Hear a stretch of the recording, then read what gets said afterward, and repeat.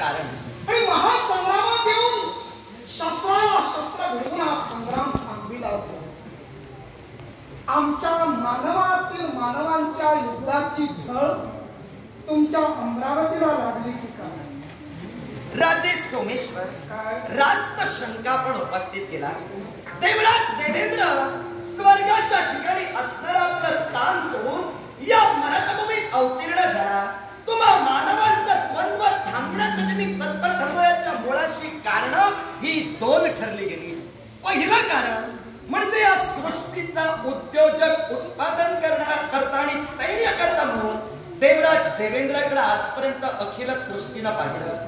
तुम्हा दोघांच्याही द्वंद्वामुळं विश्वाचं हे स्थैर्य कुठंतरी किंचितरित्या डागाळतंय की काय असा भास मला झाला. आणि म्हणून ते स्थैर्य राखलं जावं, हा वाद कुठंतरी मिटला जावा म्हणून देवराज देवेंद्र इथं आला. दुसऱ्या बाजूने जर का विचार केला तर राजे सोमेश्वर आमचं आणि यांचं नातं, राजे निर्माल्य मला कुणी परके नव्हे. माझी कन्या मी राजे निर्माल्य यांना बहाल करून मी त्यांना जावई केलेला आहे. अर्थात या माझ्या पाहुण्यांना सहकार्य करणं या दोन हेतूंच्या परिपूर्णतेसाठी देवराज देवेंद्र स्वर्ग साम्राज्याचा त्याग करून या मराठभूमीत आपलं द्वंद्व थांबवण्यासाठी इथं आला. तुमचं एक बरं आहे. कसं काय? आधी पेटवायचं आणि नंतर मिटवायचं. कारण तुम्ही तुमची ओळख महत्वपूर्ण गोष्टीने केलात की राजा निर्माल्य हे आपले जामात आहेत, आम्ही त्यांचे श्वशूर आहेत याची पूर्ण कल्पना जाणीव आम्हाला आहे.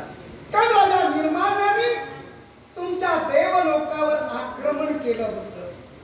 तुमचा संघर्ष बऱ्याच प्रकारे पेटला होता आणि संघर्षात काही राजे निर्माल्य तुम्हाला आटोपत नव्हते. निर्माल्यांच्या पराक्रमासमोर तुमचे पराक्रम शिथिल होऊ लागले. म्हणून आपली मुलगी त्यांना दिला, तिचं त्यांच्याशी लग्न केला आणि वातावरण कुठंतरी शांत केला. त्यामुळं अशा प्रकारे वातावरण जर का मिटवायचं असतं तर त्याचा उद्रेक होईपर्यंत का वाट बघता? याला कारण आहे. कारण मी का म्हणालो, कारण राजा निर्माल्यांचं आणि माझं युद्ध आताच काही काळ सुरू नाही, अनेक दिवस माघारी पडले. दोन्ही सैन्यात तुंबळ युद्ध सुरू आहे आणि केवळ याच क्षणी देवराज अधिपती इंद्र येतात आणि आपली जामालाची बाजू मांडतायत. ठीक, हे प्रकरण थांबवायचं असेल तर मी सुद्धा तुमच्याशी सहमत होईल. बोला, काय म्हणायचंय आपल्याला? एक राजे सोमेश्वर, मी तालुयाच्या मुळाशी कारण आमच्या जावयांशी जो संग्राम आपण मांडलेला तो संग्राम कुठंतरी थांबवा. त्यांच्या वयाचा विचार करा आणि दोन पावलं आपण माघारी चला, ही माझी प्रांजळ सद्भावना. त्यांच्या वयाचा विचार करू? हा. मग माझ्या वयाचा विचार कोण करणार? तुमच्या वयाचा विचार. देवराज, त्यांचं लग्नही झालं, त्यांना कन्यारत्नाची प्राप्ती झाली, त्यांचा संसार परमार्थ सगळा झाला. आमचा शिल्लक आहे आणि त्यासाठी ही खटाटोप सुरू होती. राजा निर्माल्यापर्यंत सोमेश्वर गेला. त्यांची कन्या पद्मावती आपली आमची नात. तिच्यासाठी आम्ही मागणीचा हात मागितला लग्नासाठी. आम्ही काही लुळे पांगळे लंगडे आंधळे मुके पहिले नाही. वैभव संपन्न आम्ही राजकर्ते आहोत. गजांत लक्ष्मी वैभव चरणाशी लोटांगण घेतोय. शिवाय आम्ही व्यसनी नाही, सद्गुणी आहोत. आमचा गाजावाजा संपूर्ण त्रिखंडात आपणही ऐकला असेल. तेव्हा माझ्यात काही कमतरता तर नाही असं मी सांगेन. आता मी सांगेन ते सगळं माझ्या मनानं सांगणार. जगानं तसं म्हणायला हवं. जग म्हणतंय आपल्यापर्यंत ऐकायला गेलंही असेल. मग तेव्हा मागणीसाठी आम्ही राजा निर्माल्यांकडं पद्मावतीचा हात मागितला. त्या अगोदर एक घटना घडली होती. देवदर्शनासाठी पद्मावती गेली असताना अरिष्ट आलं. अरिष्टावी दूर झुगारून लाविलं. निसर्गाच्या नियमानुसार तिनं आमच्याशी प्रणय प्रेमाची याचना केली. पण किती झालं मनाने जरी प्रेम झालं असेल तरी वरिष्ठ माणसांच्या संमतीशिवाय या गोष्टी घडू शकत नाही. आणि म्हणून जेव्हा तिचा हात मागण्यासाठी राजा निर्माल्यांकडे आम्ही गेलो, आमच्या पूर्वी ती पोहोचली. राजकर्ता निर्माल्याला साकल्य वृत्तांत तिला कथन केलं. शिवाय आम्हीही तेव्हा तिच्या लग्नासाठी विचार विनिमय केला. पण राजा निर्माल्यांच्या मुखातून शब्द बाहेर पडले, राजा सोमेश्वर, माझ्या मुलीनं आपल्याशी विवाहबद्ध होण्यासाठी नकार दर्शविलेला आहे.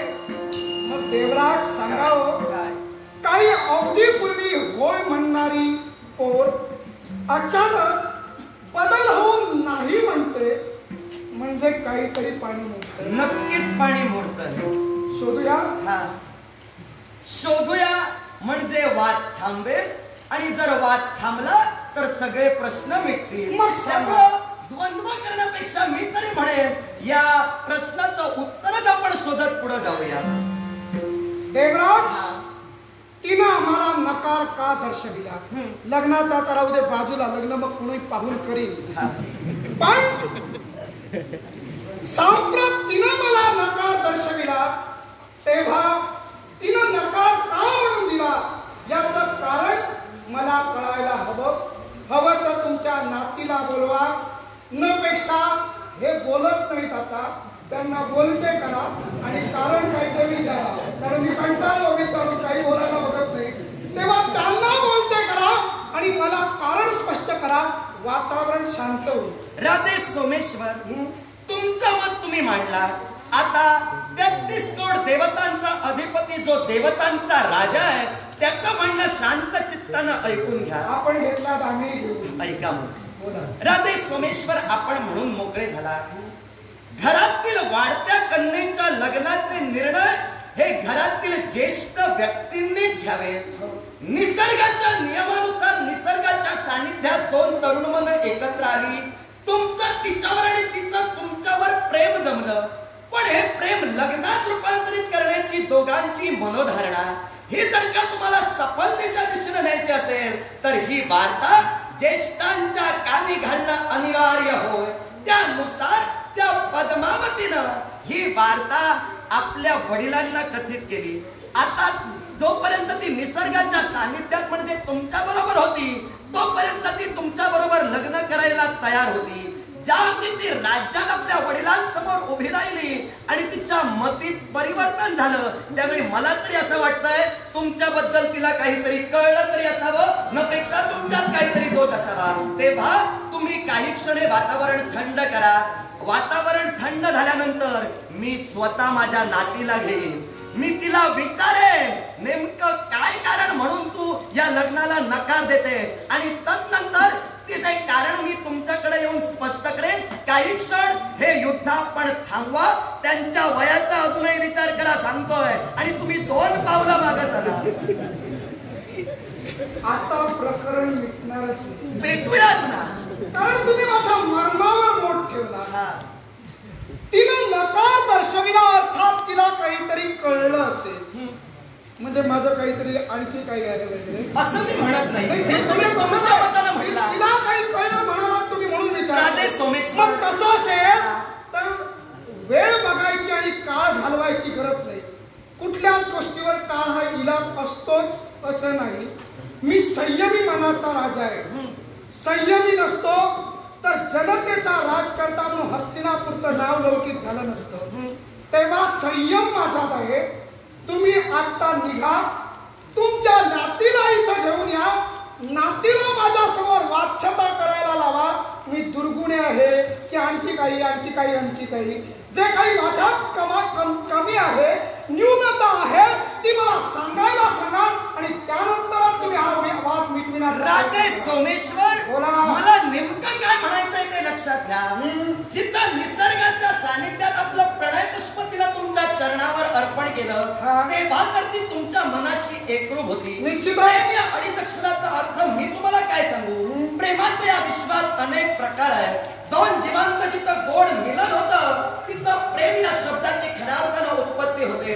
पण प्रेम हे लग्नाच्या वेळी रूपांतरित केलं जातं ना त्यावेळी त्या प्रेमाचे सुद्धा भाग पडले जातात.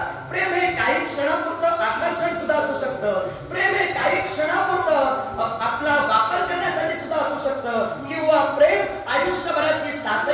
शकतं. आता तिनं जे तुमच्यावर प्रेम केलं ते आयुष्यभराची साथ करेल असं मला तरी वाटत नाही. ज्या अर्थी ती राज्यात गेली आणि आपल्या वडिलांसमवेत तिनं तुमच्याशी लग्न करण्यासाठी नकार दर्शविला, त्याच्या मुळाशी जे कारण आहे ते कारण शोधण्याची ही वेळ तरी मला वाटत नाही.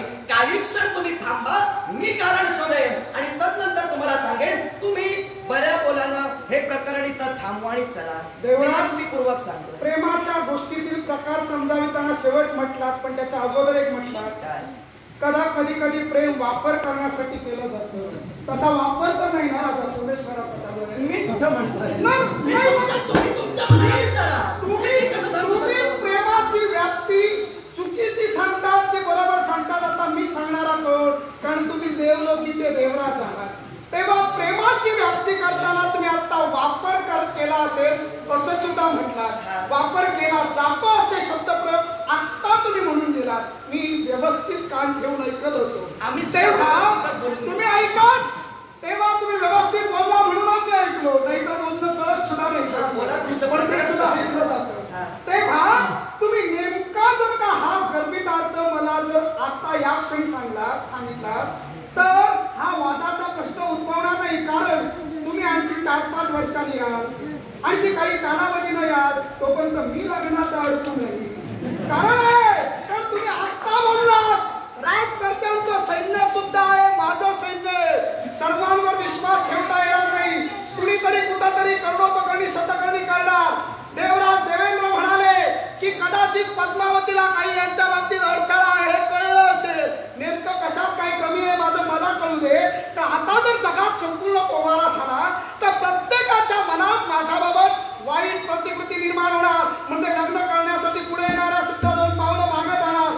तेव्हा निवाडा हा या क्षणी या ठिकाणी व्हायला हवा. मला तरी असं वाटतंय, काय वाटतंय? मांडलेला युक्तिवादच योग्य ठरेल. कसा तो तुम्हाला पटवून देतो. कसा सांगा? आता तिच्या मनात काय आहे, स्त्रीच्या मनात काय आहे, परमेश्वर सुद्धा ओळखू शकत नाही. आता तिच्या मनात तुमच्याबद्दल काय आहे हे जाणून घेण्याची ही वेळ तरी नव्हे.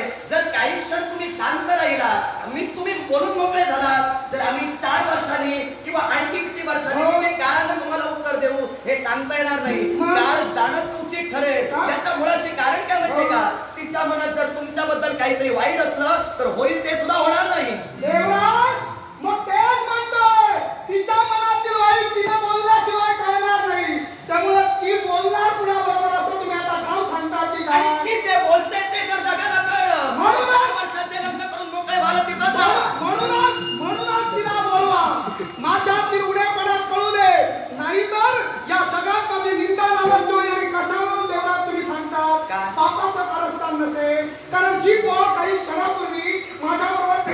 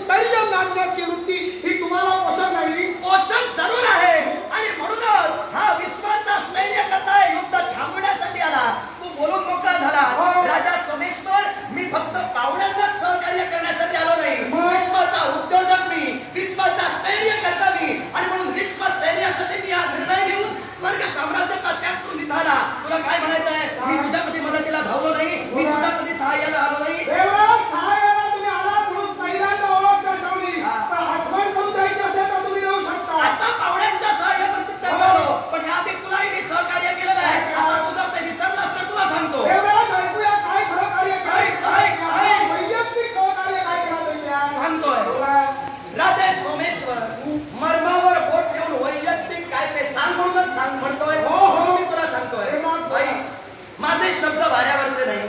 मी ते बोलतो ते पटवून देण्याची क्षमता माझ्यात ठेवतो. या आधी मी तुम्हाला सहकार्य केलेलं आहे. आता ते कोणत्या रीतीनं तुम्ही प्रत्यक्षात अत्री महंतांचे पुत्र, तुम्ही कोणी सामान्य नव्हे. या अत्री महंतांनी 1 कोटी वर्ष तपसाधना केली. तपसाधना केल्यानंतर ते ज्यावेळी तप आटपून येत होते त्यावेळी सूर्यास्त झाला होता. हा सूर्यास्त ज्यावेळी अत्री महंतांच्या नेत्रासमोर उभारला चौबाजूला काळोख होता आणि या काळोखात दबांगणात एक मनोरम अशी चंद्रिका त्यांना दिसली. या चंद्रिकेकडे ज्यावेळी अत्री महंतांनी पाहिलं त्यावेळी त्यांच्या मनात कामेच्छा निर्माण झाली. ही कामेच्छा निर्माण होता क्षणी त्यांचं रेत स्खलन झालं आणि त्यातूनच तुमचा जन्म झाला. तुमची भगिनी उपाला, या उपालेला त्वचारोग झाला होता. तेव्हा तुमची कन्या तुमची भगिनी उपाला आणि तुमची पितृदेवता म्हणजे अत्री मोहन यांच्या डोक्यावर एकही केस नव्हता. तेव्हा या देवराज देवेंद्राची आराधना त्यांनी केली. देवराज देवेंद्र तिथं अवतीर्ण झाला. त्या उपालेनं मला सोमरस भाषण करण्यासाठी दिला म्हणून सोमपा म्हणून या विश्वात मला ओळखलं जाऊ लागलं. त्याच वेळी या देवराज देवेंद्रानं आपल्या पुण्यायोगे तिचा त्वचारोगही बरा केला आणि अत्री महंतांच्या डोक्यावर एकही केस नव्हता. ती त्यांची केशकलाही त्यांना मिळवून दिली. मग तुझ्या वडिलांना तुझ्या भगिनीला मी सहकार्य केलं. आता पाहुण्यांना सहकार्य केलं तर काय बिघडलं?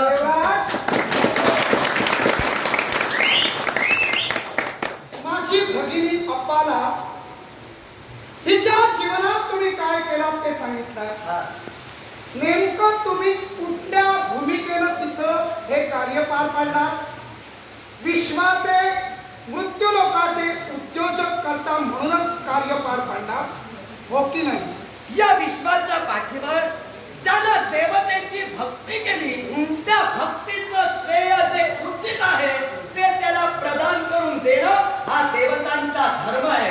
मी धर्म या शब्दाची भूमिका बजावली आणि त्यांच्यावर आलेला अरिष्ट देवराज इंद्र, माझ्या भगिनीनं आपली प्रार्थना केली होती. खरं तर प्रार्थना केलीच नव्हती. तुम्हाला सगळ्यात आवड सोमरसाची, त्यामुळे ती नदीवर मुद्दा म्हणून गेली आणि सोमरसाची उघडून घेतला. त्याचा आवाज तुमच्या कानात पोहोचला. तुम्ही सोमरसाला लंपट म्हणून तुम्ही धावून आला. अगदी आता सोमरसाला लंपट असणारा इंद्र तिथं धावून गेला आणि तिला असणारा त्वचारोग दूर केला. बरोबर बरोबर. पण माझ्या पितृदेवतेंनी म्हणजे अत्री मुनींनी काही तुम्हाला सोमरसही दिला नाही आणि अत्री ऋषींनी विनंती केली नाही की माझ्या मस्तकावर केश एकही नाही, तेव्हा मला केशकला आणून द्या म्हणून. मग तुम्ही त्यांच्या मस्तकावर तुमच्या दैवी तत्वानं केश उत्पन्न केला. बघ किती मोठ्या मनाचा आहे मी. देवराज, तुमचं मन मला आणखी पाहायचं आहे हो. हो, जगात अनेकांच्या डोक्यावर केस नाही, तुम्ही आणखी कुणाकुणाचा उडवला तो? सोमरस द्यायला सांगितलं. सोमरस दिला की तुम्ही प्रत्येकाला केशकला देणार? दिल्याशिवाय तुम्ही काही भक्ती केल्याशिवाय त्या भक्तीचं फळ देवता देणार नाही. मग माझी भगिनी अप्पाला हिचा त्वचारोग दूर करताना तुमच्या रथाच्या चाकाच्या आरीला तिला घासला. तिची त्वचा खऱ्या अर्थानं घर्षण केला आणि त्यातून तिघांची उत्पत्ती केला. तो कर्कोचा एक शल्क अशा 3 गोष्टी निर्माण केल्या. त्या 3 गोष्टी निर्माण करून स्वार्थ तुमचा होता की माझ्या बहिणीची त्वचा सुदृढ करून परमार्थ गाठायचा होता? पण तुझ्या भगिनीला नवनिर्मितीचा सिद्धांत माझ्या बहिणीच्या त्वचेला तुम्हाला जगाला द्यायचा होता म्हणून तुम्ही केला. तुम्ही सोमरसाचे खऱ्या अर्थानं आधीन आहात म्हणून तुम्ही केला, माझ्यावर उपकार केला नाही. राजा जर केला असता तर खऱ्या अर्थानं मी तुमचे आभार मानले होते. सोम ऋषी आज कैक वर्ष राज्य प्रस्थापित करून राहिला. वास्तविक माझ्या बाबत स्वाभिमान तुम्हाला हवा होता. स्वाभिमान म्हणून तुम्ही माझी बाजू घेऊन राजा निर्माल्याची नोंदणी करून तुमच्या नातीची नोंदणी करून माझ्या हाती हात द्यायला सक्षमपणे उभं राहायला हवं होतं. राजा सोमेश्वर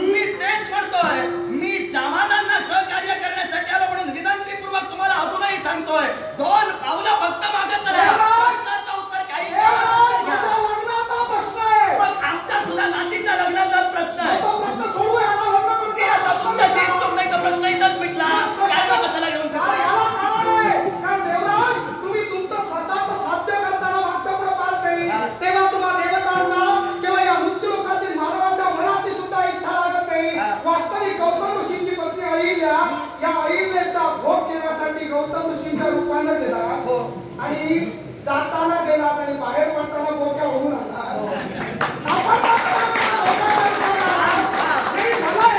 मला आता एकच सांगा, जर तुम्हाला अहिल्याच्या भोगासाठी तुम्ही ही धडपड करता तर पद्मावतीसाठी बापाबरोबर भांडण केलं तर धडपड केलं तर काय बिघडलं? काय प्रकरण बिघडलं?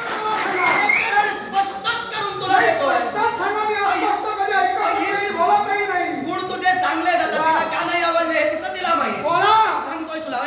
तू काय म्हणालास? अहिल्याचं प्रकरण तू आता उगाळून सांगितलं. बोललास ते अगदी सत्य बोललास. मी जे केलं ते केलं, पण माझ्या एका लहानशा प्रश्नाचं उत्तर केलं म्हणजे सगळ्यांना माहिती आहे. आता बोलू नका. आता तू बोलून मोकळा झाला. नाही तसं नव्हे. कसं मी बोलून सगळ्यांना कळलेलं नाही, अगोदरच समजलेलं आहे. बोला. मी तेच म्हणतोय. बोला. फक्त अहिल्याकडे गेलो एवढंच सगळ्यांना माहित आहे. मागचा गोंधळ कोणाला माहित आहे? मागचा गोंधळ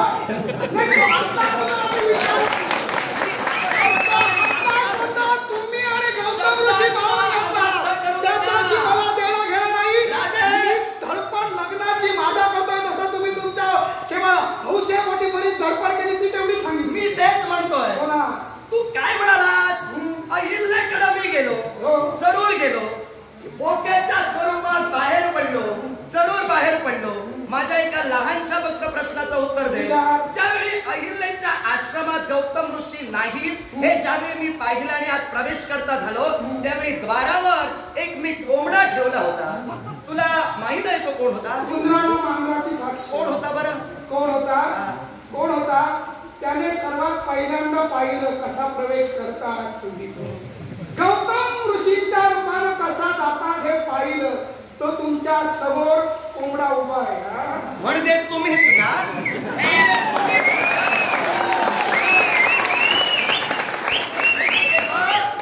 राजा सोमेश्वर, मी अहिल्या उपभोगली. अहिल्याच्या आश्रमात मी प्रवेश ज्यावेळी केला त्यावेळी तुला कोंबडा म्हणून मी बाहेर ठेवला. मग त्यावेळी तुला कळलं नाही. मी आज जाऊन मी काय म्हणालो, मागचा गोंधळ कुणालाच कळला नाही. जो मला सहकार्य करतोय तोच मला आता विचारतोय अहिल्याकडे गेला, हे केला, ते केला. ठीक, तुझ्या मतानं तू बोलून मोकळा हो, पण मी अहिल्या उपभोगली ती का? ही देवतांची दैवी लीला होती. या विश्वात देवतांचे दैविक विचार हे सर्वसामान्यांच्या ध्यानी कधी येणार नाही. देवतांच्या दैविक लीला या देवतांनाच ठाऊक आहे. ज्या गौतम महामुनींची पत्नी अहिल्या, ही अहिल्या ज्यावेळी मी उपभोगली मला शाप मिळाला. मी भगेंद्र झालो, पण हे शापच माझ्यासाठी वरदान ठरले गेले. सहस्त्र जी भग पडली त्या सहस्त्र भगांचे सहस्त्र नयन झाले. या सहस्त्र नयनांनी मी अखिल विश्व एकाच वेळी पाहतोय. तुझ्याकडे काय आहे? बोला. माझ्याकडे काय आहे ते सांगतो. आधी पहिलं तुमचं पूर्ण करा. माझं पूर्ण झालं, बोलू शकतो. कोंबडा होऊन मी तुमच्या सोबत राहिलो म्हणजे पूर्ण साक्षीदार तुमच्या प्रकरणाचा मी तूच. मग तू बोलणं योग्य कसं? आता मला सांगा, गौतम ऋषींची अहिल्या तिच्या लग्नाचा विचार ठरला गेला, बरोबर? मग लग्नाचा विचार जेव्हा ठरला गेला तेव्हा एक पण ठेवला गेला. तो आपल्याला ज्ञात असेल, कारण त्या पणासाठी खूप धडपड तुम्ही केली. आमचीच होती. फुकट केली. असू दे ना. असू दे ना. नाही जाऊ दे. कसं आहे, मी वाईट वाटून घेणार नाही. अरे तू वाईट वाटून घेतोस ती एक गोष्ट म्हणून. मर्मावर बोट ठेवलं की बरं लागतं. ते तुला तुमची लागतं. वेळ विसरली तो तुमचा राग तिच्यावर होता, तिच्या सौंदर्यावर. गौतम ऋषी हे अहिल्याचे कोण? गौतम ऋषी हे अहिल्याचे पती. मी तर बापाई म्हणली.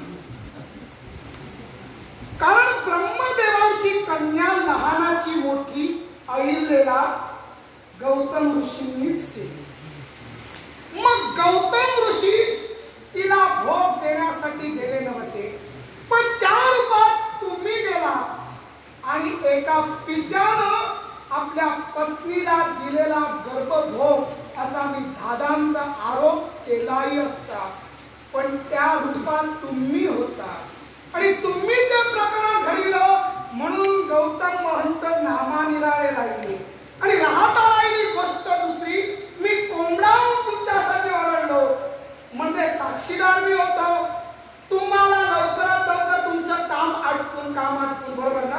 बाहेर काढण्यासाठी ओरडल्याशिवाय हरवल्याशिवाय तुम्हाला समजणार नव्हतं की गौतम महंत येत आहेत, तुम्ही आता सुरक्षितपणे बाहेर पडा. अगदी तेव्हा तुम्ही सुरक्षित बाहेर पडलात. मग एवढ्या सगळ्या तुमच्या प्रकरणाला जर या सोमेश्वरानं हातभार लावला, एवढी मदत केली, तर एका शुल्लक नातीच्या लग्नासाठी तुम्ही का आटोपीटा केलेला उपकार तुम्ही विसरता. तुम्ही केलेला उपकार विसरता.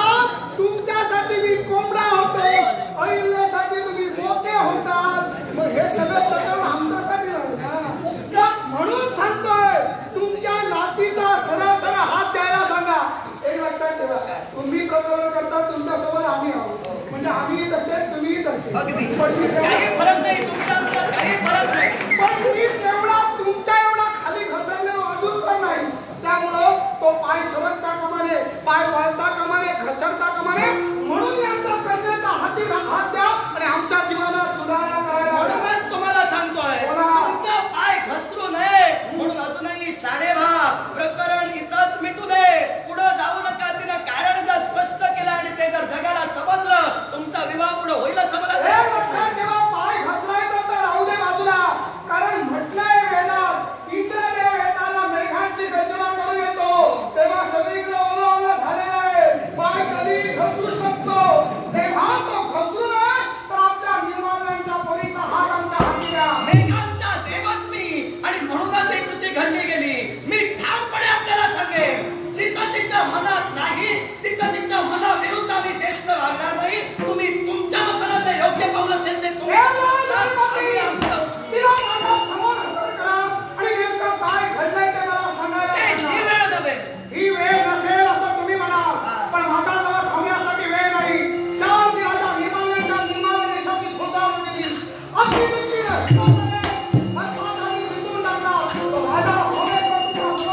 राजा सोमेश्वर पराक्रमाची भीती कुणाला दाखवतात. देवराज देवेंद्र म्हणजे कोणी सामान्य नव्हे.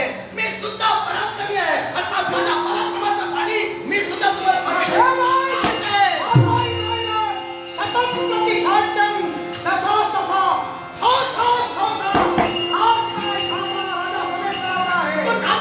घेऊन युद्धासाठी जर देवराज देवेंद्रला ललकारत असाल तर तुमच्या युद्धाचा भाग देवराज देवेंद्र स्वीकारतोय.